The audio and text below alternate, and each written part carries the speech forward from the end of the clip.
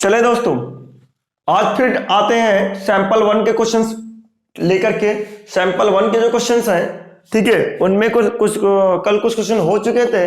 आपसे एक रिक्वेस्ट है, अगर आप नए हैं इस चैनल पर तो आप प्लीज इस चैनल को सब्सक्राइब करें और बेल आइकन को जरूर दबाएं। आपका सब्सक्रिप्शन बटन नीचे रेड कलर का है, सब्सक्राइब प्यारे शब्द में लिखा हुआ है, उसको दबाइए और उसके बगल में एक घंटे का आपके पास आइकन है, उसको दबाइए, बिल्कुल दबाइए, क्योंकि घंटा दबाने में बहुत मजा आता है। ठीक है, आगे बात करते हैं क्वेश्चन नंबर 9 से।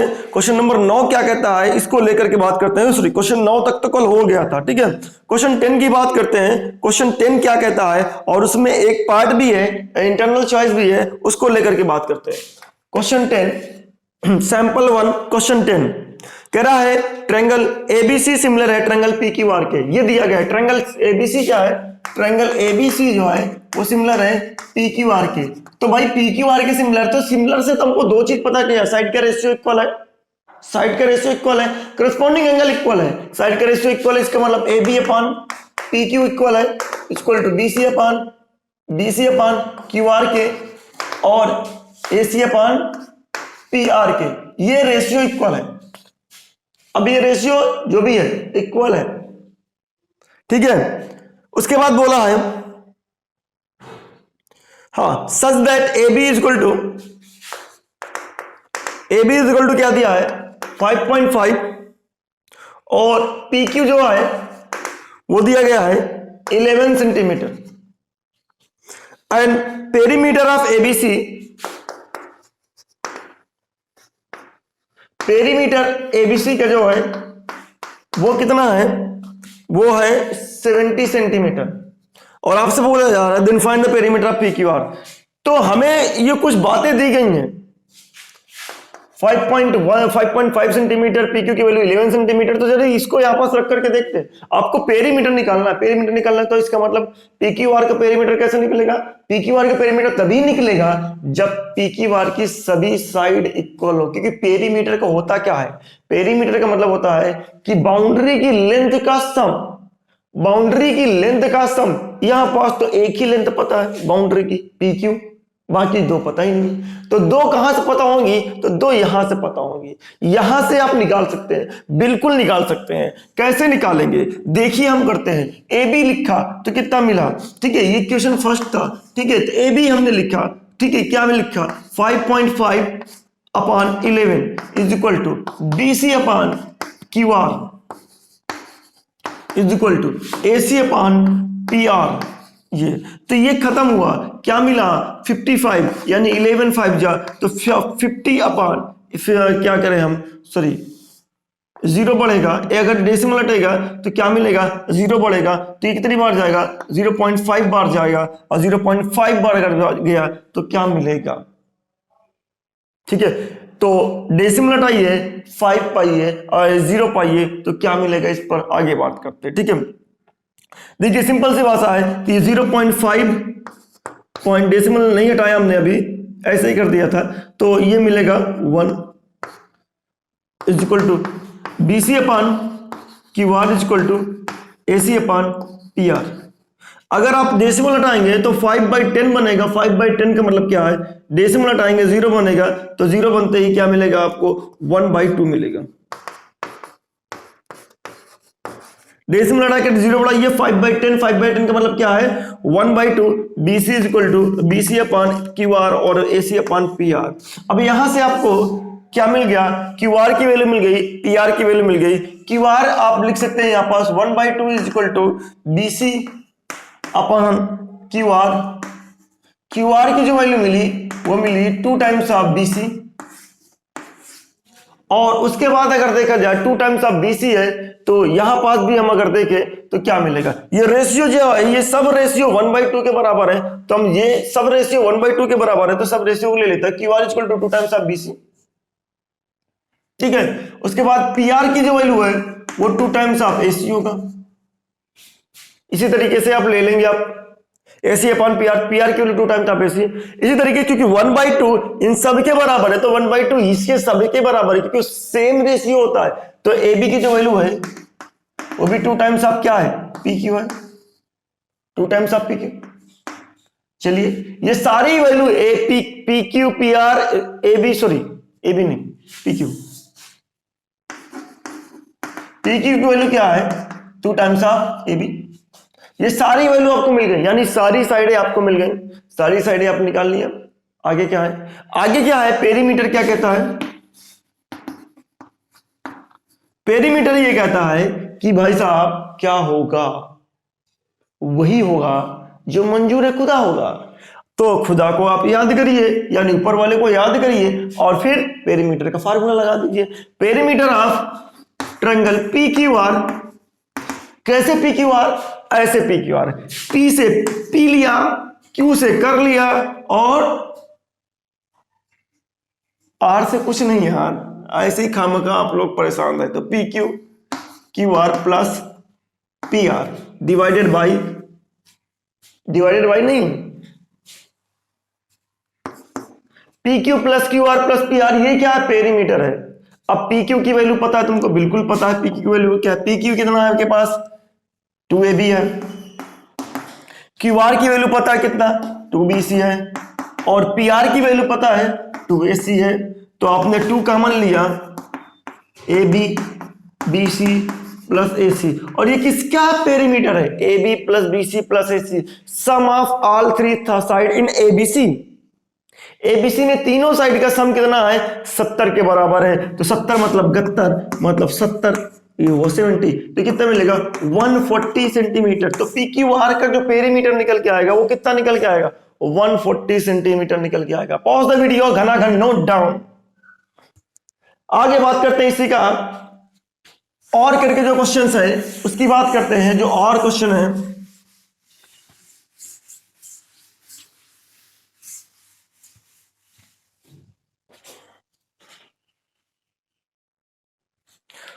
और वाला क्वेश्चन क्या कहता है इसका, और वाला ये क्वेश्चन कहता है कि if two concentric circle a chord of length 20 centimetre of larger circle becomes a tangent to smaller circles whose radius is 7 centimetre. ऐसा क्वेश्चन है यार भाई, इसमें एनसीईआरटी में क्वेश्चन है और मैंने करा के रखा हुआ है, आप देख लीजिएगा, ठीक है। If two concentric circles A chord of length 2 centimetre of larger circle, एक लार्जर सर्किल है और एक कंसेंट्रिक सर्किल है। लार्जर सर्किल का जो कॉर्ड है, कॉर्ड मतलब लार्जर सर्किल का, लार्जर सर्किल ये है, इसका जो कॉर्ड है वो क्या है, टेंजेंट है, ठीक है। ये कह रहा है कि कह रहा है if two concentric circle a chord of length 20 centimetre larger circle becomes a tangent to a smaller circle whose radius is 7 centimetre, find the radius of the larger circle. ठीक है, कह रहा है जिस सर्किल को आपका कॉर्ड है larger circle का, वही कॉर्ड स्मॉलर वाले का क्या है, रेडियस है। अगर स्मॉलर वाले का रेडियस है तो मान लेते हैं ये, और ये समझिए इस बात को। अब आपको बोल रहा है लार्जर का आपको रेडियस बताना है, स्मॉलर का रेडियस पता है 7, लार्जर का रेडियस क्या बताना है, ये बताना है। अब ये भी बताना है कि ये जो आपके पास है ये टोटल कितना है आपके पास, ये टोटल है आपके पास कितना, ये टोटल आपके पास 20, तो इधर 20 इधर 10 बन जाएगा, 10 सेंटीमीटर क्यों बनेगा ये भी समझिए। सेंटर से कॉर्ड पर जो लाइन ज्वाइन होती है परपेंडिकुलर होता है, कॉर्ड को 2 इक्वल पार्ट में डिवाइड कर देता है। सेंटर से कॉर्ड पर जो परपेंडिकुलर होता है वो कॉर्ड को 2 इक्वल पार्ट में डिवाइड कर देता है। इससे मतलब ए बी अगर 20 है तो कितना बचेगा, एपी 10 बचेगा, बिल्कुल बचेगा। 9th की थ्योरम रिकॉल करिए, 9th की थ्योरम ये कहती है सेंटर से ड्रा किया गया परपेंडिकुलर कॉर्ड को 2 इक्वल पार्ट में डिवाइड कर देता है, मतलब बाइसेक्ट कर देता है। तो यहां पास हमको क्या निकालना है, बस ये निकालना है, ओ ए निकालना है। ठीक है, चलिए नाउ हमको ये पता है ओपी जो है वो परपेंडिकुलर है किसके, ए बी पर। क्यों है, पी जो है वो पॉइंट ऑफ कांटेक्ट है, पॉइंट ऑफ कांटेक्ट। जब P पॉइंट ऑफ कांटेक्ट है इसका मतलब क्या है, AP जो होगा is equal to BP perpendicular from centre.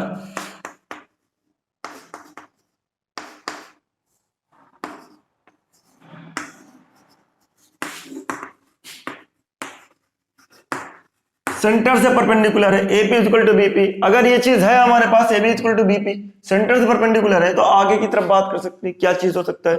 तो हम ये जानते हैं इन ट्रायंगल OAP, इसमें सब कुछ पता है। In triangle OAP using Pythagoras,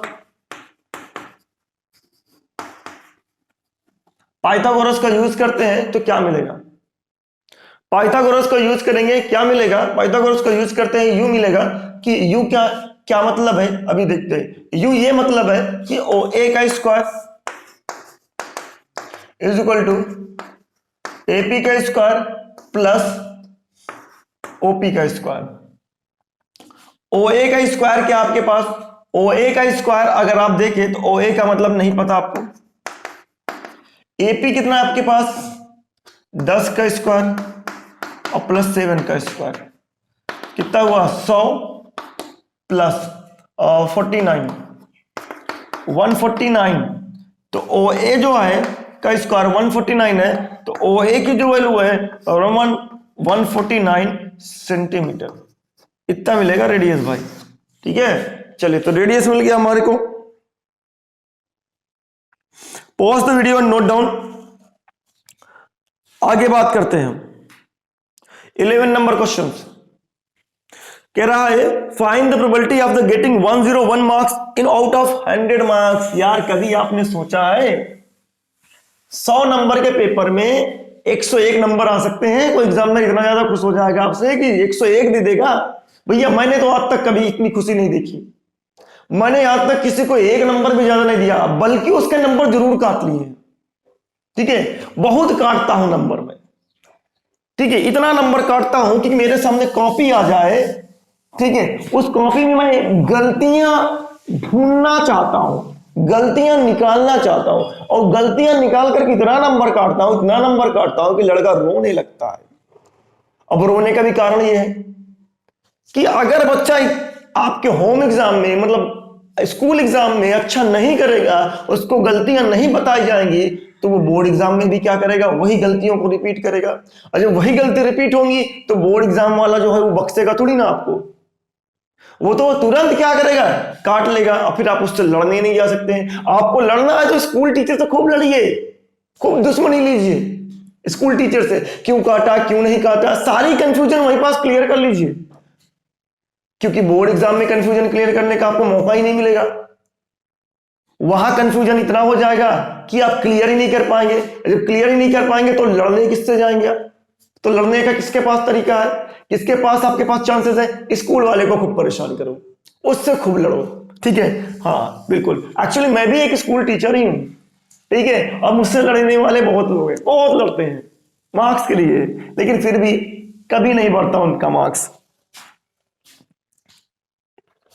चलिए, तो यहां पास एक टीचर कहता है कि 100 नंबर के पेपर में 101 नंबर दे दिया, जो कि पॉसिबल है क्या भाई? कभी नहीं पॉसिबल है। एक नंबर अपने खाते से थोड़ी ना उठा के दे देगा, अपने जेब से थोड़ी निकाल के दे देगा कि भाई ले फ्री में मैंने 1 नंबर दे दिया और 100 के मार्क्स में आपको 101 नंबर मिल गए भाई। ऐसा कभी लॉजिक नहीं होता है, ये इम्पॉसिबल है, कभी ऐसा नहीं होगा। इसका मतलब इम्पॉसिबल इवेंट की प्रोबेबिलिटी कितनी होती है, मैंने आपको बाकायदे नोट डाउन कराया है और बाकायदा समझाया है। कभी ऐसा हो ही नहीं सकता है, ऐसा कोई आउटकम्स पाया ही नहीं जाता है, इसलिए इवेंट जो इम्पॉसिबल होते हैं उसकी प्रोबेबिलिटी 0 होती है। तो भैया आपको समझ में आ गया हो गया है, 101 मार्क्स ऑब्टेन करने की प्रोबेबिलिटी कितनी है? आउट ऑफ 100 0 है। ठीक है, चलिए 12 नंबर पे बात करते हैं। 12 नंबर क्या कहता है? If tan square 45 minus cos square 30 degree is equal to x sin 45 degree और cos 45 degree,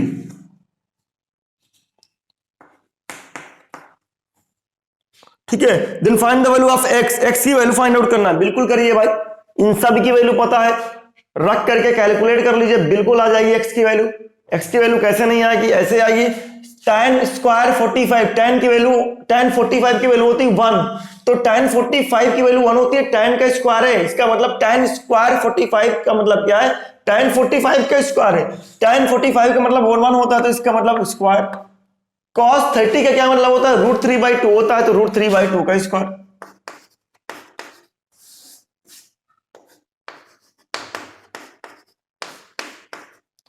equal to x। sin 45 का मतलब होता है 1/√2 इंटू cos 45 का भी मतलब होता है 1/√2, बिल्कुल √1 3/4 x अपान 2, 4 1 जा 4, 4 में से 3 गया 1, 1/4 x/2 खत्म हुआ 2, क्या मिलेगा, कुछ मिलेगा, x की वैल्यू आएगी 1/2। ठीक है, नोट करिए भाई फटाफट। 13 नंबर की बात करते हैं। ऐसा इसी में आपका और करके लिखा हुआ है, और करके क्या है, हम भी और करके लिखते हैं। और करके क्या है, इसके लिए कह रहा sine a is equal to कितना है, 2/5 है।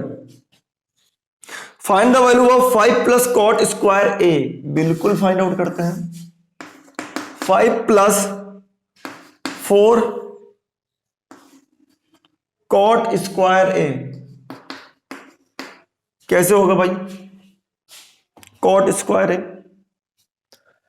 5 प्लस 4 कॉट स्क्वायर a कैसे निकलेगा, तो साइन की वैल्यू हमको दिया है 2/5, ठीक है, तो कॉट की वैल्यू कैसे निकलेगी, तो कॉट के लिए हमें क्या चाहिए ये समझते हैं। कॉट के लिए हमें साइन कॉस अपॉन साइन बनता है, कॉस अपॉन साइन लेकर के आइए, आपको कॉट मिल जाएगा आपके पास। नहीं तो एक काम करिए, यहां से आप ये देखिए, ये परपेंडिकुलर है, ये हाइपोटेनियस है, बेस निकाल लीजिए, बेस निकल आएगा तो सब कुछ निकल आएगा। तो बेस निकालते हैं, तो P यहां पास कितना है, परपेंडिकुलर कितना है 2 है, और B कितना, सॉरी H कितना है, वो है 5। तो हमको पाइथागोरस से क्या पता है, H square equal to P square plus B square मालूम होता है। तो 5 का स्क्वायर मतलब P का स्क्वायर, 2 का स्क्वायर और B का स्क्वायर नहीं पता, 25 इक्वल टू 4 प्लस B का स्क्वायर, यह हुआ 21 B का स्क्वायर। ठीक है, तो B का स्क्वायर कितना हुआ, यानी B इक्वल टू बता √21 सेंटीमीटर, जो भी आपके पास 21 आया, यूनिट सेंटीमीटर जो भी हो, ठीक है। तो B की वैल्यू आई √21 और √21 आया, तो आप रख सकते हैं इसमें क्या, 5 प्लस 4। कॉट का मतलब क्या होता है, बेस अपन परपेंडिकुलर, बेस हो गया √21 और परपेंडिकुलर है 2, तो आप लिख सकते हैं √21 अपान 2 का होल स्क्वायर। ठीक है, तो 5 प्लस 4 इंटू 21 अपॉन 4, 4 से 4 खत्म, 5 प्लस 21, इसका मतलब कितना हुआ 26 मिला। ठीक है, ये आंसर आया आपके पास। Pause the video and note down. आगे 13 नंबर क्वेश्चन की बात करते हैं, क्या कहता है।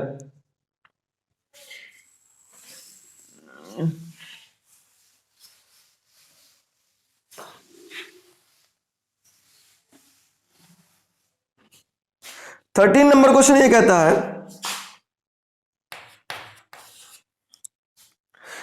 In the given figure if ACB similar to APQ, ACB similar to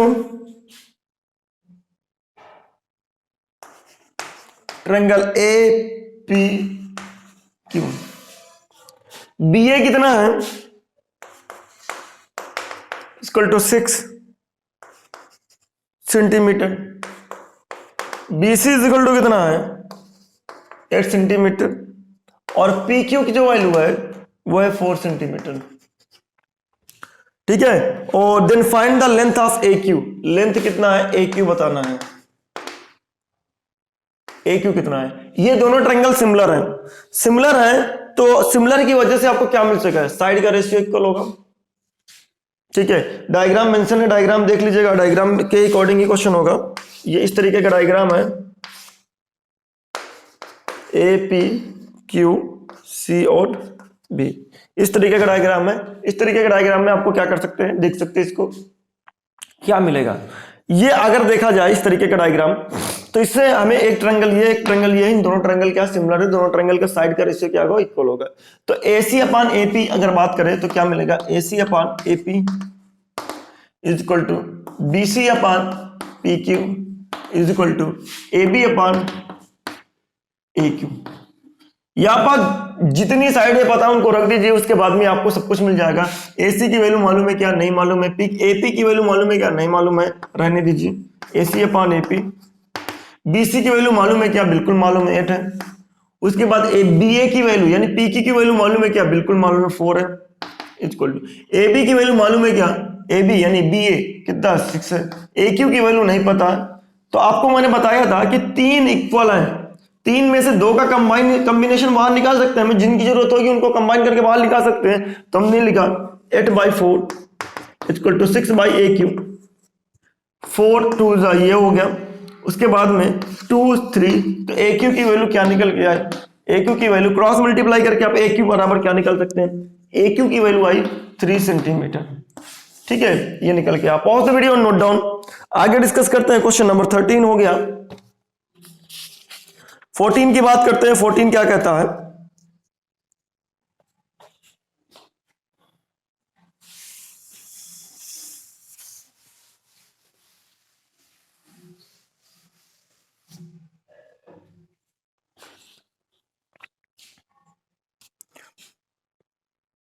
number questions क्या है ये समझते हैं। इन the given figure AP, given figure आपके पास है इस तरीके का,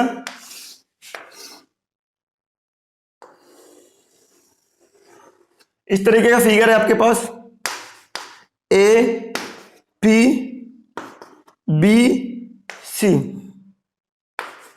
और Q ये हमारे पास है। यहां से यहां तक कितना है, 4 सेंटीमीटर है। यहां से यहां तक कितना है, 3 सेंटीमीटर है। ठीक है, बाकी ये जो है 2 सेंटीमीटर है। आपको क्या बताया गया है, आप ये बताइए, कैलकुलेट ABC, ABC कैलकुलेट करना है, यानी sorry calculate the perimeter of ABC, perimeter of ABC बताना भाई, of ABC। Perimeter of ABC कितना है, AB plus BC plus AC, तीनों साइड का सम होना चाहिए। 1 नंबर का क्वेश्चन है, डायरेक्ट आप कर सकते हैं, बिल्कुल कर सकते हैं। आप जानते हैं AP बराबर क्या होगा, AR होगा। AP बराबर AR होगा। अगर ये 2 सेंटीमीटर है तो ये भी कितना होगा, 2 सेंटीमीटर होगा। क्यों होगा, tangent drawn from external point are equal, length of tangent drawn from external point are equal. ये आप यहां देखिए, ये 3 सेंटीमीटर है, तो ये भी कितना हो जाएगा, यहां से यहां तक 3 सेंटीमीटर हो जाएगा। फिर उसके बाद में ये देखिए, ये भी कितना हो जाएगा, अगर देखा जाए ये आपके पास 3 सेंटीमीटर है, ये भी 3 सेंटीमीटर है, ये 4 सेंटीमीटर है, तो यहां से CQ क्या हो जाएगा, ये भी कितना हो जाएगा, 4 सेंटीमीटर हो जाएगा। तो सारी साइडें आपको मालूम हो गई, सारी साइडें आपको मालूम हो गई। कैसे मालूम हो गई, AB कितना मिल गया, AB आपके पास 2 + 3 5। BC कितना मिल चुका है, BC 4 + 3 कितना हुआ, 7। AC में मिल चुका है ये 4 + 2 कितना, 6। आप आंसर कर लीजिए, 12 और 6 18 सेंटीमीटर। ठीक है, आगे बढ़ते हैं। आगे ये है 15 नंबर से क्वेश्चंस। ठीक है, 15 नंबर में बात करते हैं। Pause the video, note down.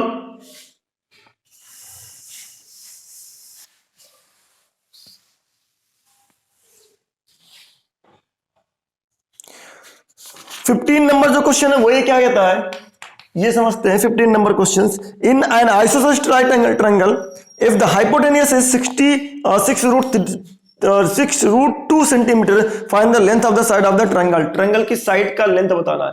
Isosceles triangle है। आइसोसेलेस ट्रायंगल कैसा होता है, जिसमें 2 साइड बराबर होती हैं भाई, 2 साइड इसमें। लेकिन ये कैसा ट्रायंगल है, राइट एंगल ट्रायंगल भी है, इस बात को भी ध्यान रखना है। राइट एंगल ट्रायंगल में एक साइड तो बड़ी होगी, 2 साइड इक्वल हो सकती है। वो बड़ी साइड जो भी होगी वो हाइपोटेन्यूज होगी। तो हाइपोटेन्यूज कितना है, 6√2। बड़ी वाली साइड इक्वल नहीं हो सकती, हाइपोटेन्यूज किसी के इक्वल नहीं हो सकता। हाइपोटेन्यूज के अलावा जो साइड है वही इक्वल हो सकती हैं तभी आइसोसेलेस बनेगा, नहीं तो नहीं बनेगा। इसने बोल रखा है कि isosceles right angle triangle if the hypotenuse is 6√2 find the length of the sides. Hypotenuse सबसे बड़ी साइड होती है राइट एंगल ट्रायंगल में, वो कभी किसी के इक्वल नहीं होगी, अदर दो साइड इक्वल हो सकती हैं। इसका मतलब मैंने इसको ए ले लिया, इसको भी ए ले लिया। जब ए लिया यूजिंग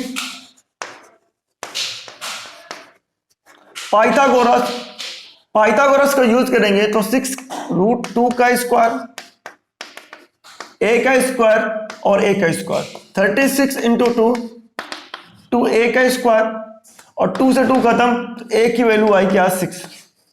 यानी जो साइड है, साइड ऑफ ट्रायंगल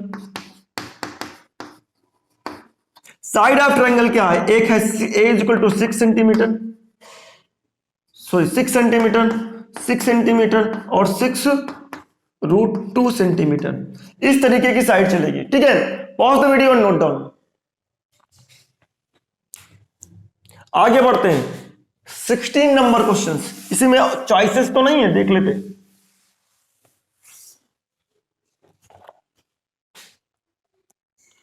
चॉइसेस नहीं है, ठीक है, चलिए चॉइसेस 16 में है। चलिए कह रहा evaluate the value of sin 45। ये क्वेश्चन एनसीईआरटी का है भाई। sec 30 प्लस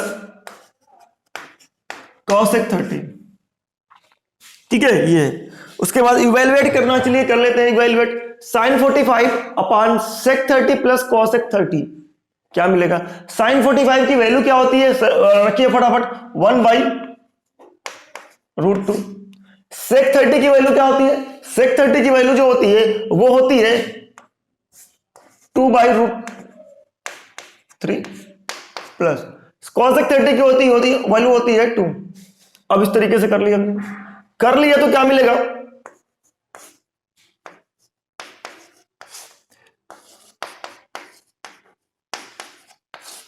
ये मिलेगा। नीचे वाला फ्रैक्शन पलटी मार के ऊपर जाएगा, बिल्कुल कर दीजिए। नीचे वाला फ्रैक्शन पलटी मार के ऊपर गया, पलटी मार के ऊपर जाएगा तो ऊपर वाला जो ये है इसके न्यूमरेटर में क्या लग जाएगा, ब्रैकेट लग जाएगा। ये लगा क्या 2 प्लस 2√3, ये लग गया भाई साहब, ब्रैकेट लगा तो आप समझ सकते हैं कि क्या चीज है। यहां पास आप चाहे तो √2 का मल्टीप्लाई करते हैं, √2 का मल्टीप्लाई करते हैं और 2 कॉमन ले, ठीक है, तो 2 कॉमन ले लेते हैं, ये 2 कॉमन हो गया,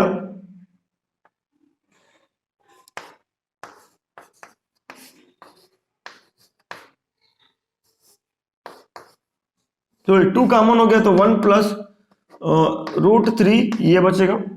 और आप ये √2 का अंदर मल्टीप्लाई आप इस फ्रैक्शन को मल्टीप्लाई कर दें तो क्या मिलेगा, √3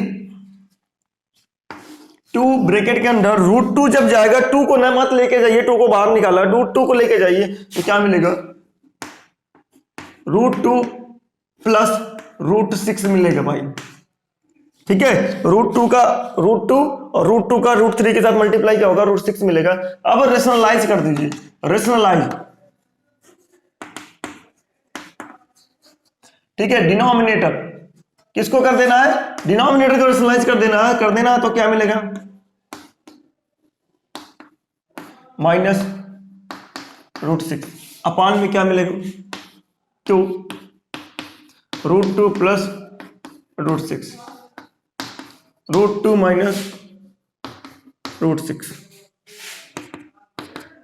क्या हुआ, इसको अंदर मल्टीप्लाई कर लीजिए, क्या मिलेगा, √6 माइनस √6 का अंदर √3 का मल्टीप्लाई हुआ, क्या हुआ, √18 मिलेगा, इस तरीके का। और ये जो होगा 2 और ब्रैकेट के अंदर क्या मिलेगा, 2 का स्क्वायर मिलेगा, √2 का स्क्वायर मिलेगा 2 मिलेगा, और 6 का √6 का स्क्वायर मिलेगा 6 मिलेगा। यहां पास देखिए, यहां पास हम लिख सकते हैं इसको √6 माइनस, इसको लिख सकते हैं 9 इंटू 2 लिख सकते हैं, और ये आपके पास क्या मिला, माइनस का 4, इसका मतलब माइनस का 8 मिलेगा। माइनस का 4 इंटू 2 क्या मिलेगा, माइनस का 8 मिलेगा। आप इसको अगर कैलकुलेट करें तो क्या मिलेगा, यहाँ पर से 9 मतलब 3 का स्क्वायर है, ये 3 बाहर आ जाएगा, 3 बाहर आ जाएगा तो √6 माइनस 3 √2 बचेगा और माइनस का 8 बनेगा। यहाँ ऊपर वाले से माइनस कॉमन लेंगे, जैसे माइनस कॉमन लेंगे डिजिट क्या हो जाएगी, रिवर्स हो जाएगी। यहाँ पास 3 √2 आ जाएगा, साइन चेंज हो जाएगा, रिवर्स कर सकते हैं आप, ठीक है। मैं कह दूं √6 माइनस प्लस हो जाएगा 3 √2 बाई माइनस का 8, ये खत्म हो गया तो क्या मिलेगा। अब इसको आप चाहे यहां रखो चाहे वहां रखो, आपको रिवर्स गियर लग गया, माइनस √6 बाई 8, ये आंसर आएगा। तो मैं डायरेक्ट क्या करता हूं, यहां से जैसे माइनस कॉमन लेता हूं तो प्लेस चेंज कर देता हूं, बस डिजिट की प्लेस चेंज कर देता हूं, ठीक है। √3 √2 को पहले रख दूंगा और √6 को बाद में रख दूंगा। ये आपका आंसर है। Pause the video, note down. इसी का इंटरनल चॉइस करते हैं। इंटरनल चॉइस क्या कहता है उसको, इंटरनल चॉइस ये कहता है कि इफ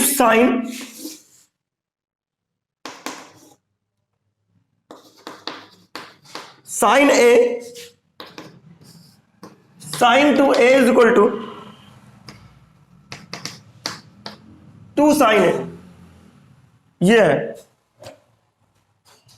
ठीक है। If sine two A is equal to 2 sine A, तो एंगल ए की वैल्यू कौन सी होगी, आप एंगल ए, आप साइन की वैल्यू आप समझिए, कह रहा sine two A is equal to sine two sine A की वैल्यू रखते जाइए, जिस पर ये दोनों LHS RHS बराबर हो जाए वो सही है, बाकी नहीं सही है। अगर आप 0 रखते हैं तो 0 पे पूरा इक्वल हो जाएगा। इसका क्वेश्चन है NCERT में, मल्टीपल चॉइस करके देखिएगा एक्सरसाइज में, ठीक है। Sine two A is equal to 2 sine A आपको ऑप्शन करके दिया हुआ है, तो यहां पास आपको एंगल ए बताना है कि किस पर ये दोनों वैल्यू इक्वल होंगी। तो एंगल ए बारी बारी से चेक कर दे, 0, 30, 45 चेक करिए। जैसा भी इस तरीके का क्वेश्चन आता है आपको चेक करना पड़ेगा एंगल लेकर के कि क्या किस एंगल पर ये बराबर आ रहे हैं। अगर बराबर आ गए तो वही एंगल आपका आंसर हो गया। तो ए रखे 0, जैसे ए 0 रखे तो साइन 0 बराबर हो गया, ये भी 0 ये भी 0। इसका मतलब जब ए की वैल्यू क्या होगी 0, तो साइन 2 इंटू 0 प्लस 2 साइन 0, तो ये होगा साइन 0, ये हो गया साइन 0, इसकी भी वैल्यू 0 और 2 इंटू 0, तो क्या मिला 0 इज इक्वल टू 0, LHS बराबर RHS। इसका मतलब a इज इक्वल टू 0 पर क्या है, LHS और RHS क्या बराबर है, मतलब आंसर क्या होगा, answer a is equal to क्या हो गया, 0 हो गया। एंगल a कितना हो जाएगा, 0 हो जाएगा।